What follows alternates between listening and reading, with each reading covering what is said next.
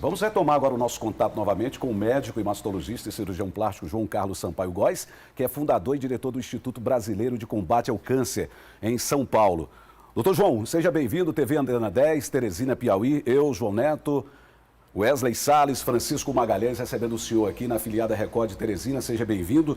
Um dado recente da Sociedade Brasileira de Mastologia, eu tive acesso que 75% dos pacientes em tratamento ou em rastreamento não compareceram no mês de março e abril, aos consultórios, aos hospitais, com medo da Covid.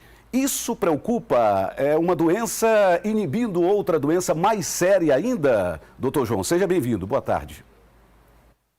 Boa tarde a todos. É uma satisfação poder contribuir com o estado de Piauí, com as nossas experiências e o que tem ocorrido aqui em São Paulo. A necessidade de continuarmos enfrentando outros problemas da vida, além da pandemia em si, é fundamental. E a oncologia é uma outra patologia extremamente séria, e que é constante na Inglaterra e aqui no Brasil, de que o fato dos pacientes estarem se distanciando ou não comparecendo para exames ou para o tratamento, está aumentando a mortalidade em cerca de 20% nos casos de oncologia. Então, nós vemos, por exemplo, para exames, no IBCC, que é um dos 3 maiores centros de oncologia em São Paulo, 70% dos pacientes que deveriam fazer exames de rastreamento, diagnóstico ou de controles em tratamento, não vêm fazer os exames. Cerca de 50% das cirurgias também estão sendo suspensas. Os pacientes não têm coragem, digamos assim, de participar. Cerca de 20% dos casos que estão em tratamento de câncer, ou quimioterapia ou radioterapia, estão deixando de concluir seus tratamentos. E cerca de 70% dos casos de transplante de medulas também estão parados. Então, vejam que isso é um prejuízo paralelo extremamente importante para a comunidade e para as outras doenças. Isto pode se estender aos infartos, aos problemas cardiovasculares, às insuficiências renais de pacientes que devem fazer diálise, enfim, há todo um aumento de outras patologias já observado em função desses 2 meses e meio, digamos assim, de isolamento muito grande. Mas o que ocorre é que esses pacientes, embora eles tenham a opção de ir ao hospital, eles não vão por medo. Então é importante que o medo não supere o bom senso. Isso significa que devemos não nos cuidar. Os hospitais estão preparados para receber os pacientes para outros tratamentos.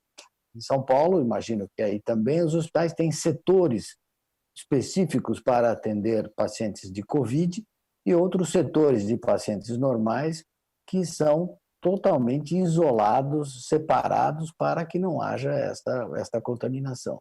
Fosse assim uma contaminação hospitalar tão alta, seria praticamente impossível continuar com a atividade hospitalar. Mas então é importante a população ter em mente que as clínicas e os hospitais são preparados e é seguro poder continuar com certas cautelas e cuidados a sua vida clínica pregressa e futura.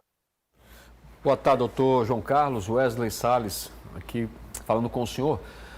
A pergunta que eu lhe faço é: São Paulo hoje é o epicentro no Brasil do Covid-19. É algo realmente que inimaginado. Então, a partir de São Paulo e ao que a gente tem acompanhado de que não chegamos ao pico desta doença, que cenário o senhor vislumbra para esse momento e o que se pode esperar para os próximos meses? Não só para o paciente oncológico, mas também para aquele que hoje está com a Covid-19. Bom, fazer previsões de uma pandemia, como ela vai evoluir, é praticamente impossível. Vejam que mesmo tomando todos estes parâmetros, né, de índice de contaminação, número de casos novos, números de mortes, a mortalidade em função da população, etc., vendo a disseminação disso, mesmo com esses controles, é muito difícil ter uma previsão futura. O que nós temos observado é que o Estado de São Paulo ele foi o epicentro do início da pandemia, principalmente após o Carnaval, que houve uma migração da Europa aqui para São Paulo. Mas, no momento, nós observamos que o país como um todo ainda sofre um certo crescimento da disseminação. O estado de São Paulo está praticamente atingindo uma estabilidade, ele já está atingindo, e a cidade de São Paulo começa a ver um início de um declínio. Então, nós acreditamos que aqui em São Paulo, como em outras partes do Brasil, a pandemia, embora ainda intensa, ainda temos que tomar muitas precauções, mas ela está dentro de um controle, digamos assim, até adequado para a nossa realidade. Nós vemos que a mortalidade no Brasil, como um todo, mesmo em São Paulo, ela é baixa. Porque o que é a mortalidade? É o número de pacientes, de mortes em função de 1 milhão de habitantes da população. Então, este número é muito baixo. Quando nós comparamos com a letalidade, ou seja, o número de casos contaminados pelo número de mortes, aparentemente parece um número alto, mas esta é uma conta impossível de ser feita, porque nós não temos o número de pacientes contaminados corretamente avaliados, porque não há uma testagem geral da população.